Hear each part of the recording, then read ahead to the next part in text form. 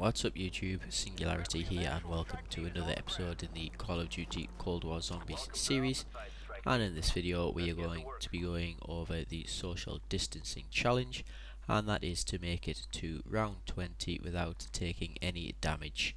And the challenge does say without getting hit, but it does also include fall damage, damage from your own explosives or tacticals, and any damage from plague hound gas. So it's not just getting hit, it's any damage whatsoever. And in this video we're just going to talk through how to complete that Dark Ops challenge. And for this method we are going to be going with the Howard 77 shotgun along with the Ring of Fire field upgrade. And at the end of the video we will have the class loadout. You can go ahead and take a look at that. There will be timestamps down in the description below, so you can skip forward to whatever section you want to see. So at the beginning of this challenge we're just going to go through the first 2 rounds to get enough points to open a couple of doors, and we're just going to be using the area in the penthouse for those quick spawns, just to quickly progress us through some rounds.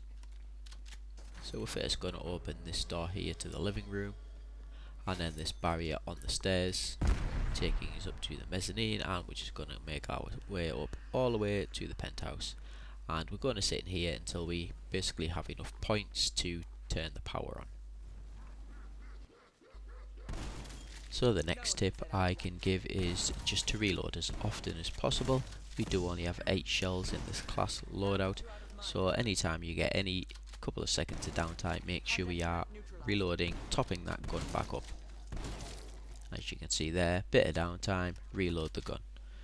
And we're just going to skip forward some rounds until we get to the next step. So here we are, round 6. We have enough points to start opening doors. You do not want to go that way out there.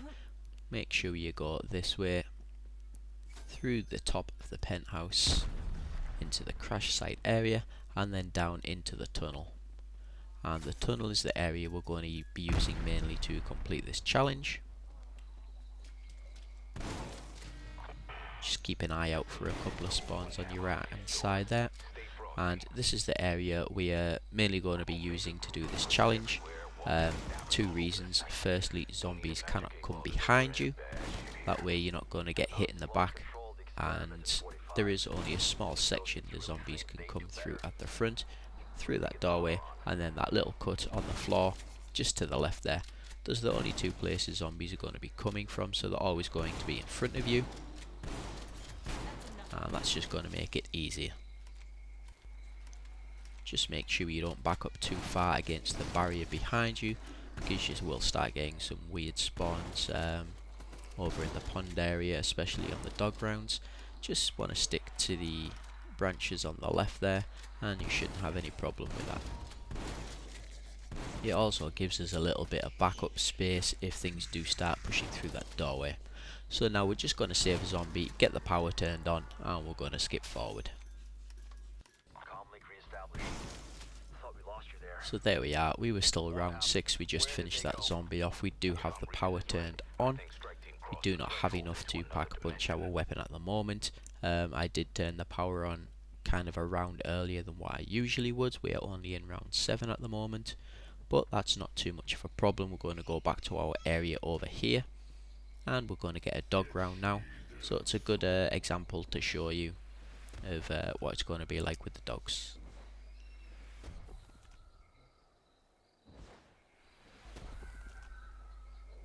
So again, we only have this one area that we need to watch. All dogs are going to come from this direction, and with the shotgun it's just going to be a 1-hit kill on these. Not going to be any problem for us.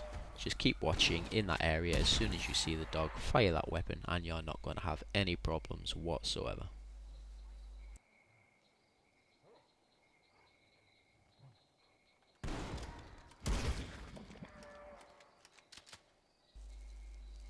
So just one thing to watch out for is running for that max ammo.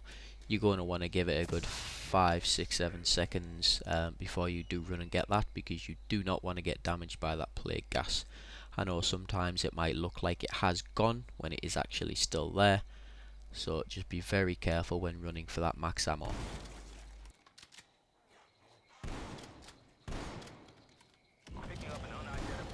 So we're into round 8 and we're going to see an example of how to deal with the Megaton elite zombies here. As soon as you see him about to fire that projectile, make sure that you put that ring of fire down, and if it is upgraded to level 2 it's going to block that projectile for you, and he is going to be no problem for us. We are going to either 1 hit or 2 hit him when we have that ring of fire, and we haven't even pack-a-punched our weapon yet. All we've done is upgraded it to common. So we've had an example of how to deal with dogs, how to deal with normal zombies and the Megaton, and we're just going to fast forward now just to show you how much time you have for when you actually want to run down and upgrade your weapon in the pack-a-punch machine. So here we are at the end of round 9, you only have a couple of zombies left. It ticks over to round 10 and we're going to make that run for that pack-a-punch machine, get this weapon upgraded. We're not going to have any problem with normal zombies, but it just ensures that we are doing as much damage as we can on those Megatons. Now, one thing you want to be careful here is not to fall off from the top of the railing down to the bottom, because you will take fall damage.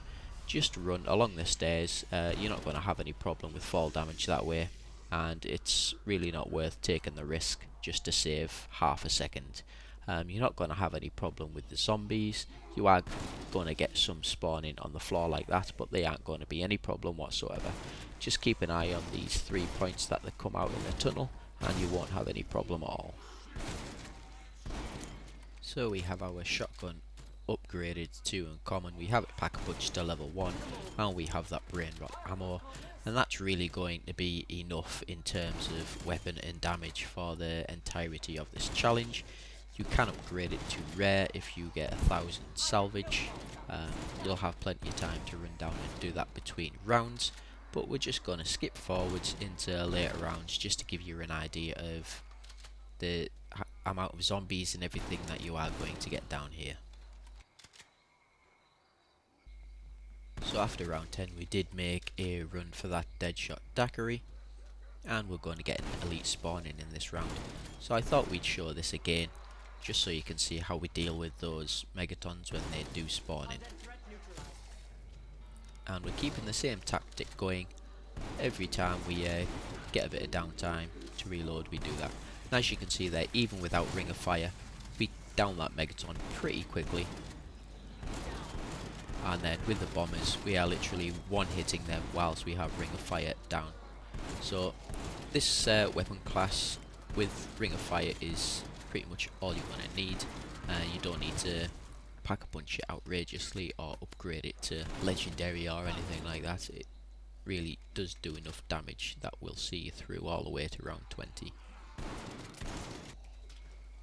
So we've made another run, upgraded our weapon to rare, and we're in round 18 now. And fortunately for us, we actually got a dog spawn on round 19, so we're going to show round 18 as well, because this is the round where we get the most zombie spawns in, and we'll give you a good idea of what it's going to be like in the later rounds.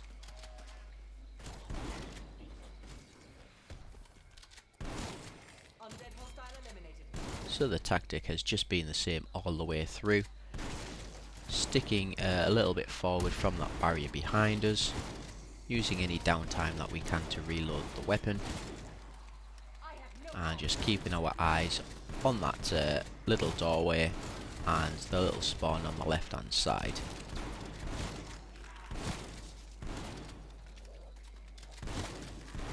And with this weapon you do reload 4 shells at a time, so if you want you can count in numbers of 4s just to make sure you are maximising those reloads. And as you can see, we backed up a little bit, and that does just give you an extra second or 2 to reload. And round 18 done. It was really that simple. And we're just going to see 19 through, and like I said, we did get lucky here and we got a dog round. That won't always be the case, so be ready to just fight zombies like you did in round 18, and also be ready for that Megaton. and you're going to want to save that ring of fire for when that megaton does spawn, just because it does block that projectile when it fires it at you.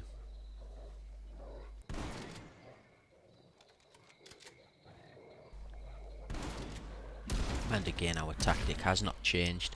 The dogs are only going to come from one area, and that is directly in front of you. They will not spawn on the left like that other zombie does. Just make sure you don't go too far forward and they won't spawn in the tunnel behind you.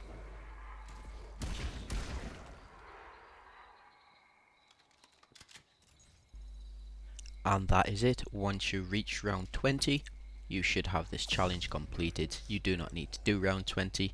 All you need to do is survive until round 20 without getting hit. So as long as you've completed round 19 and you haven't been hit, hopefully you have followed these steps and you have just got that challenge completed. So having a look at our loadout now, we are using the Howard 77 shotgun. For the muzzle we are using the duckbill choke, which increases our pellet spread by 50%. We do not use the agency choke because that does reduce our damage range by 17%, which is something we do not want. For the barrel there is only one choice, and that is the 25.2 inch task force, which increases our damage 222%, which is huge. For the body we do have the ember sighting point for that 30% hip fire accuracy, as well as the salvage increase, and we gone with the 8 round tube on the magazine. And for the stock we have the shotgun stock there, which just increases our sprint to fire time, which is good for when you're running, doing say the power, and you get a zombie spawn in front of you, you can quickly shoot him. And as you can see there, we have ring of fire upgraded to tier 3. You want that at least upgraded to tier 2, which does block incoming enemy projectiles.